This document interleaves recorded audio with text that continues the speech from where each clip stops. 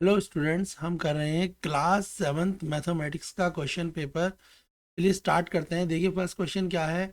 तो first question आपको जो दे रखा है वो दे रखा है, आपको निकालना क्या है, एडिटिव इनवर्स निकालना है। मैथमेटिक्स क्लास 7th का हम क्वेश्चन पेपर कर रहे हैं। चलिए स्टार्ट करते हैं। तो जो फर्स्ट क्वेश्चन है वो आपको दिया हुआ है कि आपको एडिटिव इनवर्स निकालना है। Right the additive inverse. किसका एडिटिव इनवर्स निकालना है आपको? आपको एडिटिव इनवर्स निकालना है क्वेश्चन 1 में। एडिटिव इनवर्स निकालना है 7/5 का। तो बेटा आपको पता ही है कि एडिटिव इनवर्स क्या होता है। देखो समझ लो, एडिटिव इनवर्स किसका निकालना है? 7/5। तो 7/5 क्या है? पॉजिटिव नंबर है। तो कोई पॉजिटिव नंबर तो उसका एडिटिव इनवर्स हो जाएगा नेगेटिव, यानी 7/5 माइनस का। सपोज ये क्या निकाला हमने? एडिटिव इनवर्स निकाला है। क्या निकाला है? Additive inverse. क्लियर है? देखो अगर कोई नंबर है -3/5, तो इसका एडिटिव इनवर्स क्या होगा बेटा? इसका एडिटिव इनवर्स होगा +3/5। ये याद रखना। ऐसे ही मल्टीप्लिकेटिव इनवर्स भी होता है। ऐसी दूसरी चीज क्या होती है?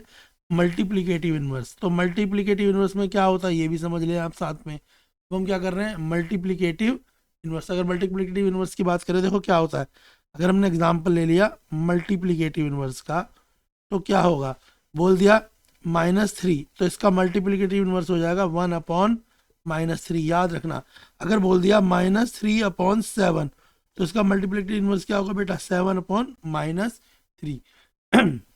तो एडिटिव इनवर्स में क्या होता है? साइन चेंज होता है। पर मल्टीप्लिकेटिव इनवर्स में क्या होता है? मल्टीप्लिकेटिव इनवर्स में रेसिप्रोकल होता है। जैसे 2/7, इसका मल्टीप्लिकेटिव इनवर्स क्या हो जाएगा? 7/2। क्लियर है? अगर बोल दिया 3, तो इसका मल्टीप्लिकेटिव इनवर्स क्या हो जाएगा? 1/3। ये याद रखना। ठीक है, यह आंसर है। तो एडिटिव इनवर्स में क्या होगा? अगर कोई नंबर प्लस का है तो वो माइनस का हो जाएगा, मगर कोई रेसिप्रोकल नहीं करेंगे। कोई माइनस का है तो वो प्लस का हो जाएगा। और मल्टीप्लिकेटिव इनवर्स में क्या होगा बेटा? कोई नंबर नेगेटिव है चाहे पॉजिटिव है, उससे कोई लेना देना नहीं है, बस आपको उसका रेसिप्रोकल कर देना है। तो -3 का मल्टीप्लिकेटिव इनवर्स क्या हो जाएगा? 1/-3। 2/7 का मल्टीप्लिकेटिव इनवर्स क्या हो जाएगा? 7/2। तो क्लियर हो गया। तो इस हिसाब से जो आपका फर्स्ट क्वेश्चन है उसका आंसर क्या होगा? 7/5 का एडिटिव इनवर्स हो जाएगा -7/5। ऑप्शन डी इसका आंसर होगा। नेक्स्ट क्वेश्चन है क्वेश्चन नंबर 2। तो क्वेश्चन नंबर 2 में आपको बेटा क्या दिया हुआ है? क्वेश्चन नंबर 2 में आपसे पूछा गया है which pair show the equivalent rational number. तो इनमें से कौन सा इक्विवेलेंट रैशनल नंबर है? तो देखो कैसे करेंगे हम इसे। तो बेटा क्वेश्चन 2 में हमारे को बोला है कि कौन सा इक्विवेलेंट पेयर है। तो क्वेश्चन है ए के जो पेयर दिए 5.6, 5.12, 3, तो ऑप्शन दिए। तो हमें क्या करना होता है? इक्विवेलेंट पेयर बनाना। तो इक्विवेलेंट पेयर का मतलब आप लोएस्ट फॉर्म कर लो। 5 और 6 क्या एक टेबल पे आते हैं? नहीं आते ना। 5/12 आता। इधर 3 और 2, क्या 3 और 2 दोनों की कोई एक टेबल पे आते हैं? नहीं आते। और ना 3, 4। और यहाँ पर देखो 3 और 4 तो टेबल पे नहीं आता। और क्या 6 और 8? तो जब आप क्या करेंगे, इक्वलेंट पेयर करेंगे, तो आप क्या कर सकते हैं? इन्हें इक्वल करके आपस में क्रॉस मल्टीप्लाई कर दो। क्रॉस मल्टीप्लाई करोगे तो क्या आएगा? 3 × 8 क्या होता है? 24। और 4 × 6 क्या होगा? 24। क्लियर है? अगर आप इसी की तरह इनको करके देखते तो क्या होता? 3/2 है तो 3 क्या, अगर 4 से मल्टीप्लाई करते और 3 की 2 से करते तो क्या आता? इधर आता 12, इधर आता 6। और अगर इस वाले में करते तो आप 5 × 12 करते, यहाँ पे 6 × 5 करते, तो क्या आता? यहाँ आता 60, यहाँ आता 30। तो इसमें आया 30, 60, इसमें आया 12, 6, मगर इसमें क्या आया? 24, 24। तो कौन सा पेयर आपका इक्विवेलेंट है? ऑप्शन सी इक्विवेलेंट पेयर होगा। तो ऑप्शन सी क्या हो जाएगा? Equivalent pair. तो इक्विवेलेंट पेयर के लिए क्या करेंगे? आप दोनों नंबरों को क्रॉस मल्टीप्लाई करके चेक करेंगे। नेक्स्ट क्वेश्चन देखेंगे। The area of the square is 121 square metre. तो आपको साइड निकालने। क्वेश्चन में बोला हुआ है एरिया ऑफ स्क्वायर कितना दे रखा है क्वेश्चन में एरिया दे रखा है बेटा 121। कितना दे रखा है? 121 सेंटीमीटर स्क्वायर दे रखा है एरिया। तो आपको क्या बोला है कि आप साइड निकालो। एरिया कितना है? 121। तो साइड ऑफ स्क्वायर क्या होता है? साइड इंटू साइड, यही तो होता है एरिया ऑफ स्क्वायर। और ये कितना है? 121। तो अगर आप देखें तो हम क्या कह सकते हैं? 121 पे क्या चढ़ जाएगा? रूट चढ़ जाएगा, क्योंकि साइड इंटू साइड का मतलब क्या है? साइड का स्क्वायर, यानी रूट ऑफ 120 और 1। और 121 किसका पेयर होता है आपको पता ही है? 11 × 11 क्या होता है? 121 होता है। तो इसकी साइड क्या आ जाएगी? इसकी साइड आ जाएगी 11। तो क्वेश्चन नंबर 3 का आंसर आपका क्या हो जाएगा बेटा? तो क्वेश्चन नंबर 3 वो बोला है area of the square side निकालने, तो 11 आंसर होगा, 11 मीटर। तो क्वेश्चन नंबर 3 का आंसर होगा ऑप्शन ए। क्लियर हो गया? चलिए नेक्स्ट क्वेश्चन देखते हैं, क्वेश्चन फोर में क्या बोला हुआ है आपको। क्वेश्चन नंबर फोर्थ में क्या है, the circumference of circle of diameter 10 centimetre is. तो आपको सर्कमफ्रेंस निकालनी है सर्कल की, और जिसका जो डायमीटर है लिखा, the circumference of a circle of diameter is 10 centimetre, जिसका डायमीटर कितना है 10 सेंटीमीटर है, तो उसकी सर्कमफ्रेंस निकालनी है। तो देखो बेटा कैसे होगा क्वेश्चन, तो क्वेश्चन में आपको डायमीटर कितना दे रखा है 10 दे रखा है, निकालनी क्या है सर्कमफ्रेंस, और हमें पता है सर्कमफ्रेंस ऑफ सर्कल का फॉर्मूला क्या होता है 2πr। तो 2πr क्या है, फॉर्मूला है सर्कमफ्रेंस ऑफ सर्कल का, डायमीटर कितना है 10 है, तो रेडियस क्या होगी बेटा, तो रेडियस होती है क्या है, रेडियस होती है डायमीटर का हाफ, तो रेडियस कितनी हो गई 5 सेंटीमीटर।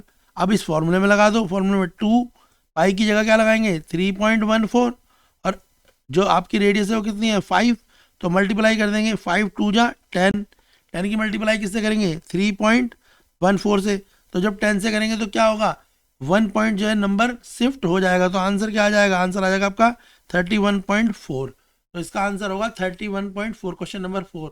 तो ऑप्शन क्या होगा 31.4 सेंटीमीटर, तो क्वेश्चन फोर्थ का आंसर है ऑप्शन बी। नेक्स्ट क्वेश्चन देखते हैं, तो ऑप्शन बी आंसर होगा क्वेश्चन फोर्थ का। तो क्वेश्चन फिफ्थ देखेंगे हम, क्वेश्चन फिफ्थ बेटा होगा आपका, तो क्वेश्चन फिफ्थ देखेंगे, क्वेश्चन फिफ्थ में number of term in a expression, एक एक्सप्रेशन है 3x² y minus 2y² z minus z² x plus 5। तो इसके आपको बोला है नंबर ऑफ एक्सप्रेशन बताने हैं कि इसमें कितने एक्सप्रेशन है। तो देखो बेटा इसकी एक्सप्रेशन कैसे निकालते हैं, समझ लो बड़ा इजी है। तो ये क्वेश्चन दे रखा है, तो एक्सप्रेशन का मतलब आपको ये देखना है कि उसमें कितने नंबर है। देखो तो एक ये एक्सप्रेशन होगा 1, दूसरा क्या होगा 2, तीसरा क्या है 3, और फोर्थ क्या है यहाँ पे चौथा क्या होगा 4।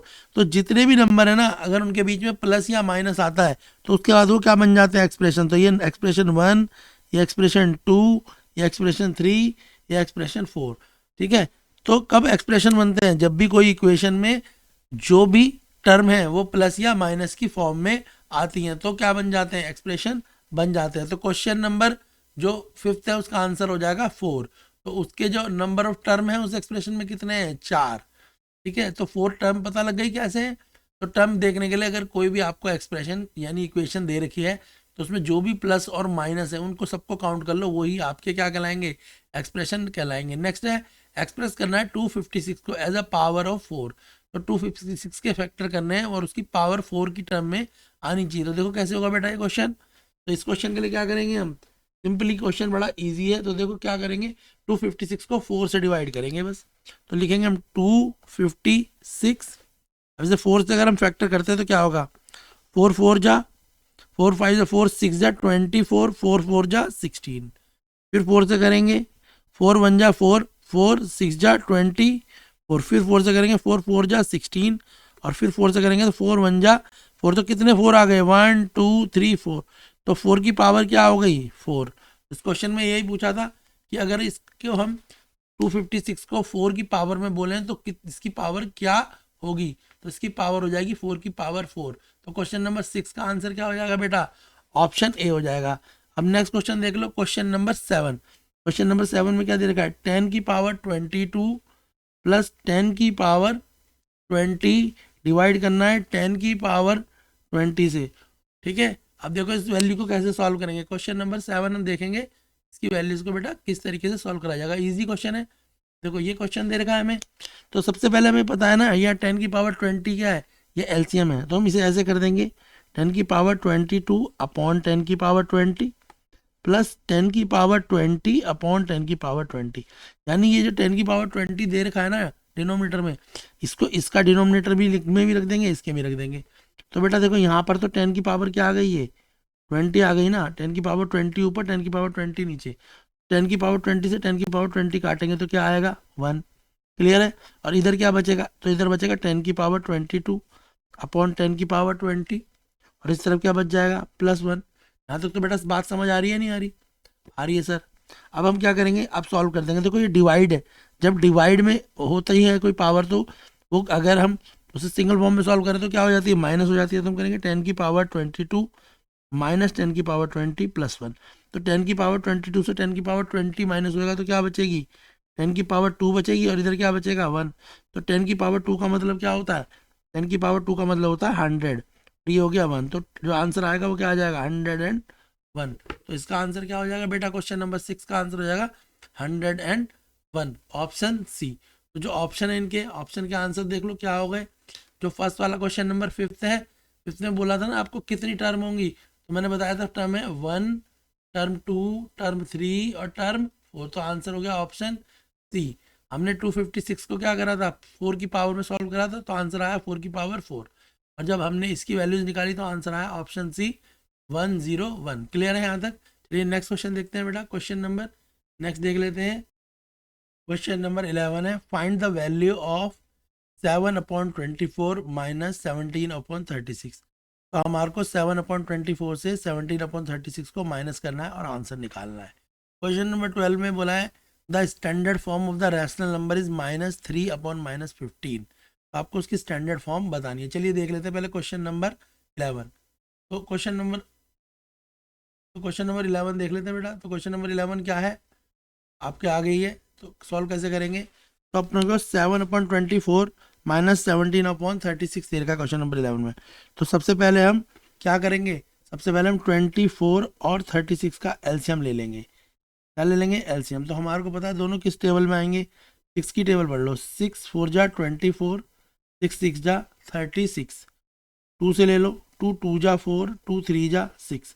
अब इसका एलसीएम क्या आ जाएगा बेटा, एलसीएम आ जाएगा आपका 3 2 जा 6 और 6 6 जा 36, 72। तो एलसीएम क्या आ गया, एलसीएम आ गया आपका 72। इतनी बात क्लियर हो गई आपको, एलसीएम तो समझ आ गया ना कैसे आया एलसीएम। एलसीएम आपका आ जाएगा 72। यहाँ तक तो बात समझ आ रही है। 24 और 36 का जो एलसीएम आएगा वो क्या आएगा, वो आपका एलसीएम पता है ना क्या आ रहा है।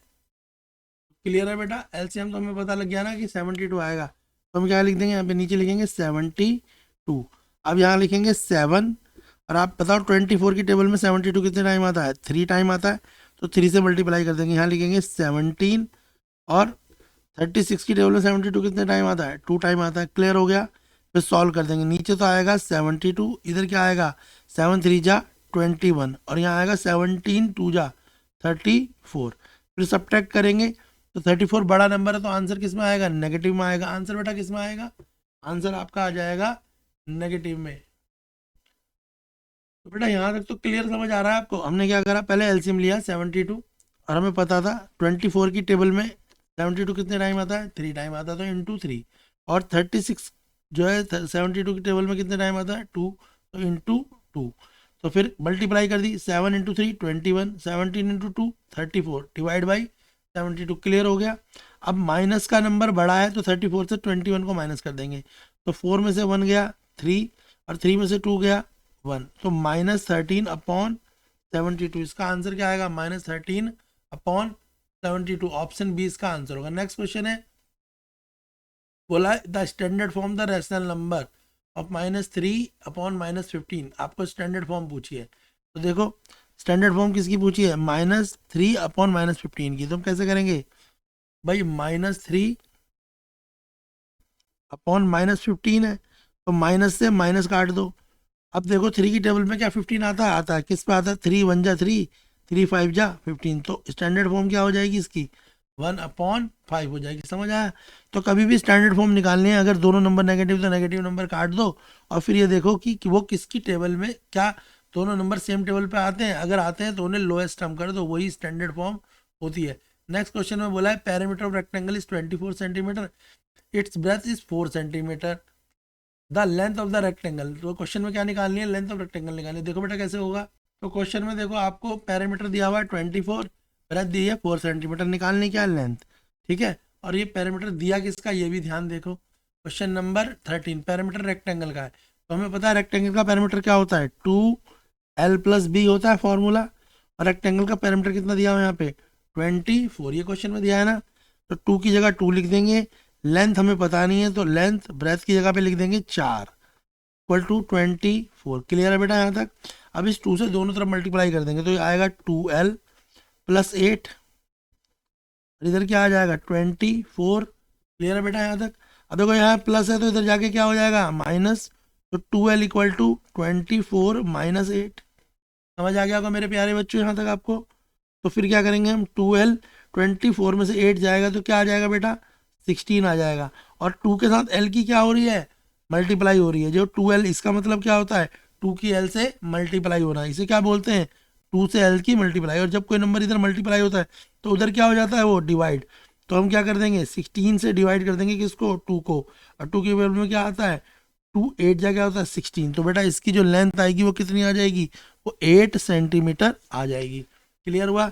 तो हम क्या करेंगे, हमें पैरामीटर दे रखा है ना, तो हम पैरामीटर का फॉर्मूला लगाएंगे। पैरामीटर का फॉर्मूला क्या होता है, 2l+b।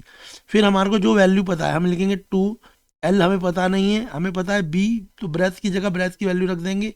फिर क्या करेंगे, इस 2 से मल्टीप्लाई कर देंगे लेंथ को, तो 12, और 4 को भी मल्टीप्लाई करेंगे तो 8, क्योंकि ये ब्रेथ है। फिर प्लस है, प्लस को हम ट्रांसपोर्ट करेंगे तो दूसरी तरफ जाके क्या हो जाएगा बेटा, वो माइनस हो जाएगा। तो 24 में से 8 को सब्ट्रैक्ट करेंगे, क्या आएगा 16। फिर हमें पता है कि 2l से मल्टीप्लाई हुआ था, जब कोई चीज़ मल्टीप्लाई होती है तो उधर डिवाइड होती है, प्लस होती है तो माइनस होती है, और माइनस होती है तो प्लस होती है। ये रूल बताइए आपको, इतने समझदार हो भाई। तो l=2 आ जाएगा 16/2, तो आंसर आ जाएगा 8। तो जो इसकी लेंथ आ जाएगी वो आ जाएगी 8 सेंटीमीटर। चलिए नेक्स्ट क्वेश्चन कर लेते हैं बेटा। बेटा वीडियोस जो हम बना रहे हैं आपके लिए बना रहे हैं, आप ये बताएं आपको समझ आ रहा है तो हम आपके लिए और वीडियोस बनाएंगे। क्लास 7 मैथमेटिक्स की आप चैनल पे जाके और वीडियोस भी देख सकते हैं ताकि आप अच्छे से अपनी प्रिपरेशन कर सके। चलिए क्वेश्चन नंबर 14 देख लेते हैं। ठीक है, सबसे पहले जो क्वेश्चन नंबर जितने भी अभी करे हैं उनके वैल्यूज भी टिक कर लो। तो पहला वाला क्वेश्चन था क्वेश्चन नंबर 11, जिसका आंसर था ऑप्शन बी। क्या था, ऑप्शन बी हमने निकाला था -13/72। दूसरा था स्टैंडर्ड फॉर्म, तो मैंने बताया था माइनस से माइनस को काट दो, और 3 की टेबल में 3 1 जा 3 5 जा, दोनों किसकी टेबल पे आ रहे थे, सेम टेबल पे आ रहे थे, तो आंसर था 1/5। तीसरा था पैरामीटर निकालना था, दिया होता रेक्टेंगल का, और क्या दिया होता, ब्रेथ दी थी। तो हमने जब सॉल्व करा तो हमारी लेंथ क्या निकल के आई, 8 सेंटीमीटर निकल कर आई। क्लियर है यहाँ तक के। नेक्स्ट क्वेश्चन देख लेते हैं। Next question number 14। Question number 14 में देखो क्या बोला है आपको, बोला what is the coefficient of x. देखो अगर एक्स बोला है तो एक्स के आगे वाला नंबर लिख दो। अगर बोला होता है एक्स स्क्वायर तो एक्स स्क्वायर के आगे वाला नंबर। अगर बोला था कांस्टेंट वैल्यू तो वो। तो जब भी कॉफिशिएंट बोले तो जिस चीज़ को लिखा हो, जो भी अल्फ़ाबेट हो, A B C X या X square Y square Z square, जो लिखा हो उसके आगे वाले सारे नंबर उतार दो। अभी एक्स बोला है ना, तो देखो इस एक्स के आगे क्या है, इसके आगे है -5, तो कॉफिशिएंट ऑफ एक्स हो जाएगा -5। क्लियर हो गया, ये बात समझ आ गई। कॉफिशिएंट कभी भी निकालना है तो जो भी वेरिएबल है, यानी वेरिएबल क्या होता है, A B C D X Y Z, या एक्स स्क्वायर वाई स्क्वायर, या A³ B³, ये सब क्या होते हैं बेटा, वेरिएबल। उस वेरिएबल को छोड़ के उसके आगे का नंबर, मगर उसके साइन के साथ। देखो इसके आगे -5 था इसलिए मैंने -5 उतारा। अगर एक्स स्क्वायर पूछा होता तो मैं 6 लिखता, क्योंकि 6 के आगे कोई साइन नहीं है। तो कई बार बच्चे सिर्फ 5 लिख देते हैं, 5 लिखोगे तो गलत हो जाएगा। जब भी हम करेंगे तो उसको साइन के साथ करेंगे। नेक्स्ट क्वेश्चन में बोला है इन एन एल्जेब्रिक एक्सप्रेशन, एक एक्सप्रेशन है कंटेनिंग 3 टर्म्स, और उसके अंदर 3 टर्म है, 3 टर्म लिखी है। जैसे 3 टर्म क्या हो गई, जैसे एक हो गई 2x, दूसरी टर्म क्या हो गई, दूसरी टर्म हो गई 5y, है ना, क्वेश्चन में दे दी। और तीसरी टर्म क्या हो गई, तीसरी टर्म हो गई तुम्हारी -7। तो बोला ऐसे करके 3 टर्म दे रखी है, तो उससे क्या बोलेंगे। तो बेटा 3 टर्म वाला है तो ट्राइनोमियल, 2 वाला होता तो बायोनोमियल, और 1 वाला होता तो मोनोनोमियल। याद रखना, अगर उसमें सिर्फ एक ही टर्म लिखी होती तो हम पढ़ेंगे बेटा उसे मोनोनोमियल। अगर उसमें एक और एक 2 टर्म होती है एक साथ तो हम पढ़ देते उसे बायोनोमियल।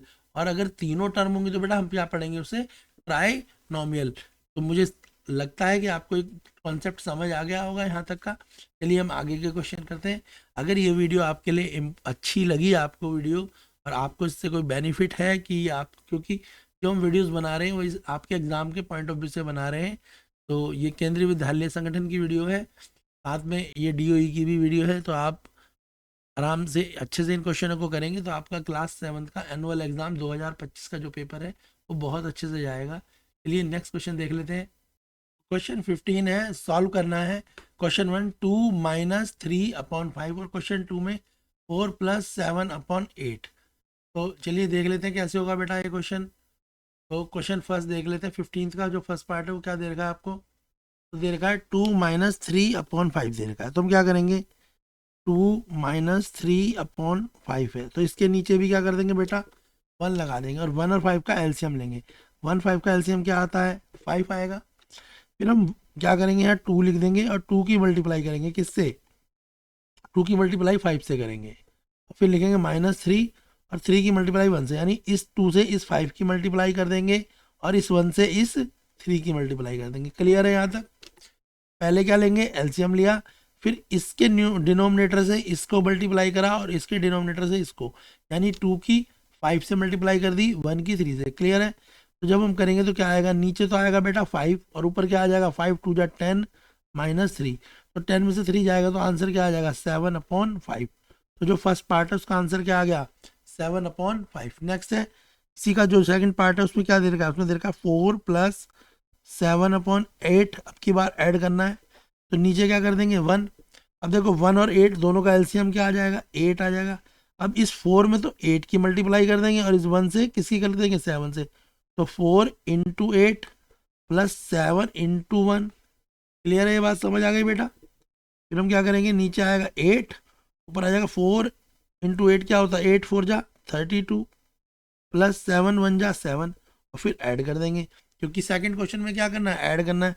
तो 32 + 7 क्या होता है, 39/8। तो जो पहला वाला पार्ट है, फर्स्ट पार्ट जो है उसका आंसर क्या आएगा, फर्स्ट वाले का, इसका आंसर जो आएगा बेटा वो आएगा आपका फर्स्ट वाले का 7/5 और दूसरा वाला जो है उसका आंसर आएगा आपका 39/8। क्वेश्चन नंबर 16 करेंगे, मल्टीप्लाई करना है आपको 7 × 3/5 फर्स्ट क्वेश्चन में, और दूसरा है 4 × 1/3। देखो कैसे मल्टीप्लाई होगा बेटा। क्वेश्चन नंबर का जो 16 का जो क्या है फर्स्ट पार्ट है वो है 7 × 3/5 मल्टीप्लाई करना है, तो 7 के नीचे भी क्या लगाएंगे 1 और नीचे भी मल्टीप्लाई कर देंगे। अब सामने सामने मल्टीप्लाई करेंगे तो 5 की 1 से करेंगे तो नीचे क्या आ जाएगा 5, और 7 की 3 से करेंगे क्या आ जाएगा 7 3 जा 21। अब ये देखो क्या 5 की टेबल में 21 आता है, अगर आता है तो आप डिवाइड कर दो, नहीं आता है तो यही आंसर होगा। क्लियर है। नेक्स्ट क्वेश्चन है 4 × 1/3। तो 4 के नीचे कोई नंबर नहीं है, तो जिसके नंबर नीचे कोई नंबर ना उसके नीचे क्या लगा दो 1, और फिर नीचे भी मल्टीप्लाई का साइन लगा दो। अब 4 की 1 से मल्टीप्लाई करेंगे तो 4 1 जा 1, और 3 की 1 से मल्टीप्लाई करेंगे या 1 की 3 से करेंगे तो 3। 4 और 3 किसी टेबल पे आते हैं, नहीं आते, तो ये भी क्या है आंसर है। तो क्लियर हो गया, दोनों आंसर समझ आ गए बेटा। चलिए नेक्स्ट क्वेश्चन करते हैं। नेक्स्ट क्वेश्चन करेंगे हम क्वेश्चन नंबर 17। क्वेश्चन नंबर 17 देखो, तो क्वेश्चन नंबर 17 में बोला है द मार्क्स आउट ऑफ 100, ये 100 में से मार्क्स दिए गए हैं आपको, ठीक है। Obtain a group of the student of science test, science के टेस्ट में तो बच्चों के मार्क्स हैं 85 76 90 85 39 48 56 95 81 75। तो फर्स्ट क्वेश्चन में बोला है आपको हाईएस्ट मार्क्स पूछे हैं और लोएस्ट मार्क्स पूछे हैं, तो इनमें सबसे ज़्यादा नंबर आपको कौन से दिखाई दे रहे हैं। तो हाईएस्ट मार्क्स क्या है, सबसे हाईएस्ट मार्क्स क्या हो गए बेटा 95, तो हाईएस्ट मार्क्स क्या हो गए 95। क्लियर हो गया। तो बोला हाईएस्ट मार्क्स बताओ, तो हाईएस्ट मार्क्स में हम क्या लिख देंगे 95। यहाँ तक समझ आया, ये आपके हाईएस्ट मार्क्स हो गए। फिर बोला है लोएस्ट मार्क्स, तो सबसे कम मार्क्स कौन से हैं, तो इसमें देख लो सबसे कम कौन से दिख रहे हैं, सबसे कम कौन से है भाई 39। तो लोएस्ट मार्क्स क्या हो गए, लोएस्ट मार्क्स जो हो जाएंगे वो हो जाएंगे आपके, क्या हो जाएंगे भाई लोएस्ट मार्क्स, लोएस्ट मार्क्स हो जाएंगे आपके 39। क्लियर है। तो लोएस्ट मार्क्स की आप लिख दोगे 39। तो पहला वाला तो पार्ट बड़ा आसान है। दूसरे में बोला रेंज बताओ, तो रेंज होती है हाईएस्ट माइनस लोएस्ट। रेंज क्या होती है भाई, highest marks minus lowest marks, यही तो होती है रेंज। तो 95 में से क्या कर दो 39 को माइनस कर दो। जब 95 में से 39 को माइनस करोगे तो आ जाएगा क्या, रेंज क्या आ जाएगी आपकी, रेंज आ जाएगी आपकी 56। माइनस करके देख लो, तो रेंज क्या आ जाएगी आपकी, रेंज आ जाएगी आपकी 56। नेक्स्ट में बोला है मीन मार्क्स निकालना है। क्वेश्चन थर्ड में बोला है mean marks obtain by the group. देखो मीन मार्क्स कैसे निकालेंगे इसको समझ लो, ये क्वेश्चन कैसे होगा बेटा समझते हैं। बेटा मीन मार्क्स में देखो क्या करेंगे, मीन मार्क्स का फॉर्मूला होता है sum of number divide by total number. यानी जब भी आप मीन निकालते हैं तो जितने भी आपको क्वेश्चन में ये दिए हुए हैं ना, जितने भी मार्क्स दिए हैं क्वेश्चन में, क्या दिया आपको क्वेश्चन में, क्वेश्चन आपका ये दिया हुआ है ना 85 76 90 85 39 48 56 95 81 75। तो ये टोटल नंबर कितना है, ये टोटल 10 नंबर है। तो पहले इनको ऐड करोगे और डिवाइड किससे कर दोगे 10 से कर दोगे, और जो आंसर आएगा वो आपका मीन होगा। तो हमने क्या करा, पहले नंबरों को रखा और ऐड कर दिया, तो इनका टोटल क्या आया 730। ये टोटल नंबर कितने थे 10 थे, 730 को 10 से क्या करा डिवाइड करा, तो आंसर क्या आ जाएगा 73, तो 73 आपका क्या होगा बेटा, ये आपका मीन मार्क्स होगा।